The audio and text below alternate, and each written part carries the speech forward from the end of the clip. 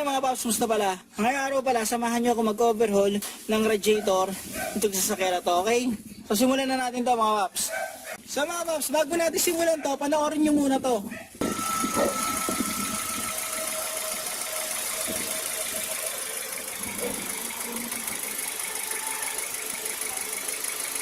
So nakita nyo, may part na sumisingaw dito, tapos may part dito sa kabila rin, meron din parang leak. Pwede ko naman tapalan yun, yung mga leak na yun, pero i-overhaul ko na para makita ko yung estado yung sa loob ng upper part ng radiator. Ngayon ganito, etong gagawin ko, budget meal to. Kasi mas mainam talaga kapag may problema ang radiator natin, palitan natin ng buo. Since wala pa akong budget mampalit ng radiator, gagawa ko muna ng paraan. I-overhaul ko kasi sobrang tagal na nito, tapos tatakpan ko yung mga leak na yan. At makikita natin kung ano yung iba pang leak na nasa loob nitong upper part ng radiator. Okay? Tanggalin natin negative terminal ng battery mga paps. So tapos ng mga paps, i-drain natin yan. Ito yung ano yung petcock nyan. So para lumakas yung tulo niyan, buksan niyo yung radiator cap. Saan bubuksan ko? Susunod, tanggalin natin yung connection sa condenser fan saka sa radiator fan.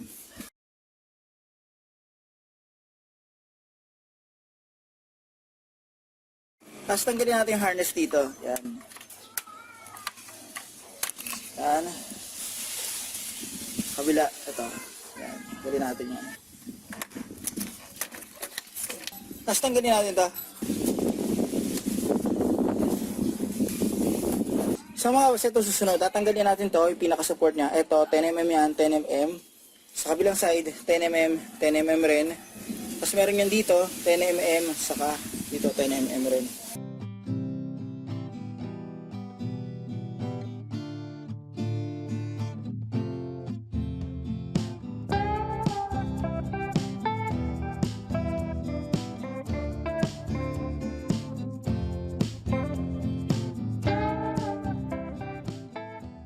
So ito, sunod natin mga paps, tanggalin natin to. Okay? So okay mga paps, ayan, matatanggalin natin yung pinaka shroud ng condenser at saka radiator fan. Ito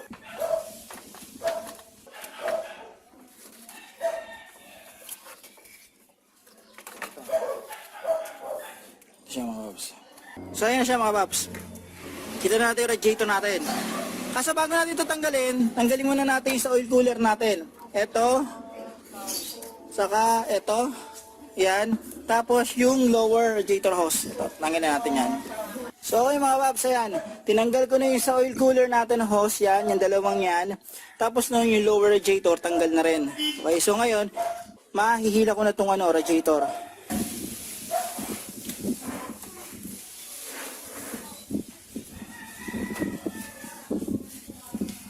So sabay ko na rin to mga paps, tatanggalin ko na rin yan. 10mm yan doon, tanggalin ko na to. Para malinisan ko na rin. So ito mga paps, yung radiator namin. Itong radiator na to, stock to Kung mapapansin nyo, dito merong parang kalawang. Tapos dito parang may mga stain ng kalawang dito, yan. Dito, may linya yan mga paps.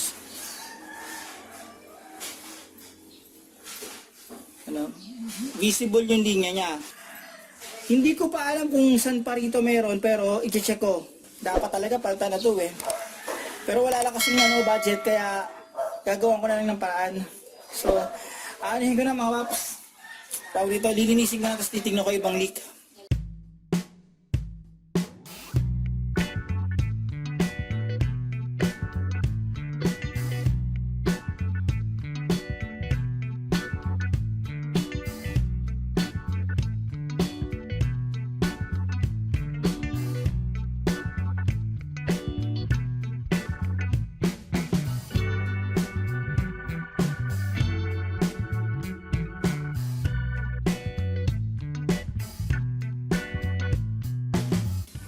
So ito mga paps yan, ang gagawin ko, lilinisin ko muna to.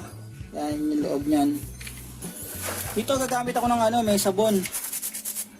Yan.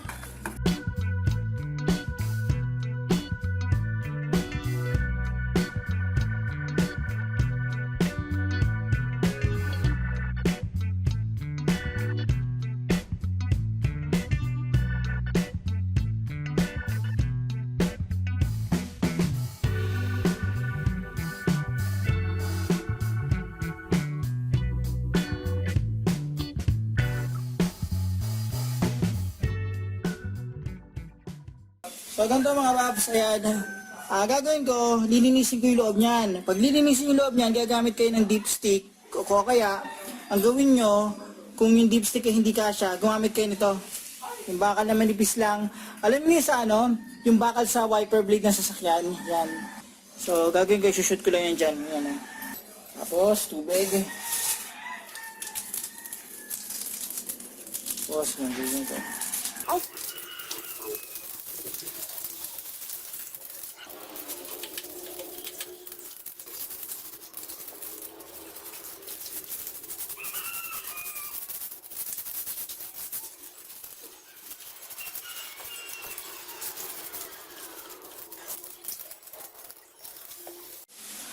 So ito mga paps, yan, kalahati na tayo. Tanggalin ko na yung gasket. Yan. Para mas lalo kong malinisan. Tandaan na sa pagtanggal nito ah.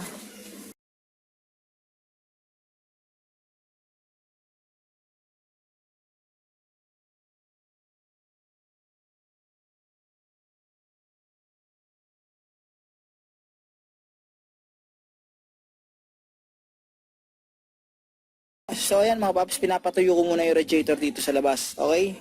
So ito mga paps, lalagyan ko na ito ng epoxy. May mga napansin ako mga paps, ito. Ito, di ba yung mahabang yan?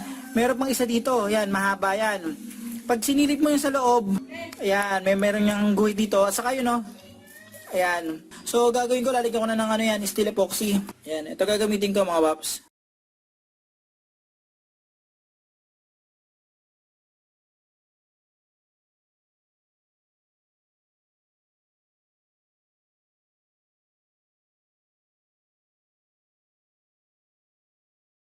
So okay mga paps, ito yung nakita kong tama niyan. Dito, dito, dito. Meron pa, ayan, sa baba dito, saka dito.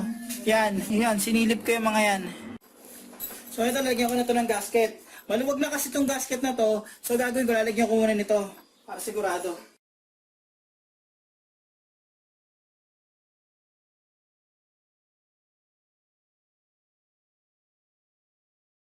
So nilagyan ko muna siya ng gasket para dumikit sa ilalim. Tapos sunod, lalagyan ko rin sa ibabaw.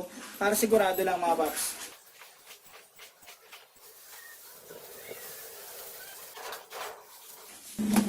So okay na to mga paps. Ito upper party, babalikan na dito. Yan. Tawa.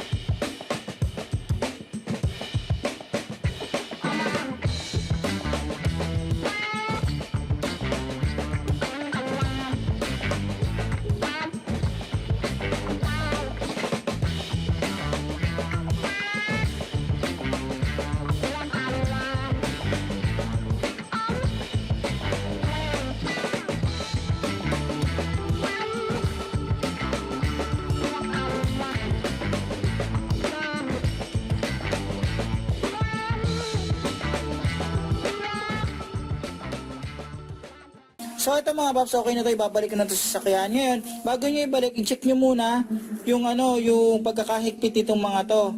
Yan, siguraduhin nyo maayos yung pagkakalapat niyan.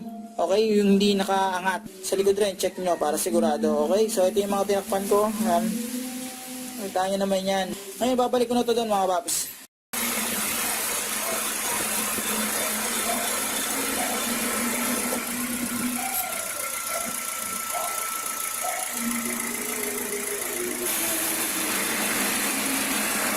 So mga paps, ayan, nakabit ko na. So double check nyo lahat, yung sa reserve, yung hose nyan, yung mga socket. Reverse order lang kanina na pagtatanggal. Yung hose sa oil cooler, i-double check nyo. Yung lower saka upper radiator hose, i-double check nyo rin. Yan, check nyo yung pagkakabit nyo kung tama, yung mga bolt, ayan. So paano mga paps, hanggang dito lang yung video na to. Sana itong video na to, nakatulong to in case na magtitipid kayo at wala pa kayong budget pambili ng bago radiator. Pero kung may budget naman, mas mainam talaga palit radiator. So sa ngayon kasi, tight ang budget, kaya in-overhaul ko muna to. So sa susunod na video siguro gagawa ko para sa coolant flushing Ngayon kasi gamit ko distilled water. Di pa ako nakakabili ng ng coolant bibili pa ako sa labas. So paano mga paps, huwag niyo kalimutan i-like at subscribe ang channel ko para makagawa pa ako ng ganitong basic na video. Huwag niyo nakalimutan hit ang notification bell para updated kayo sa video na ginagawa ko. Paano mga paps, maraming salamat sa inyo.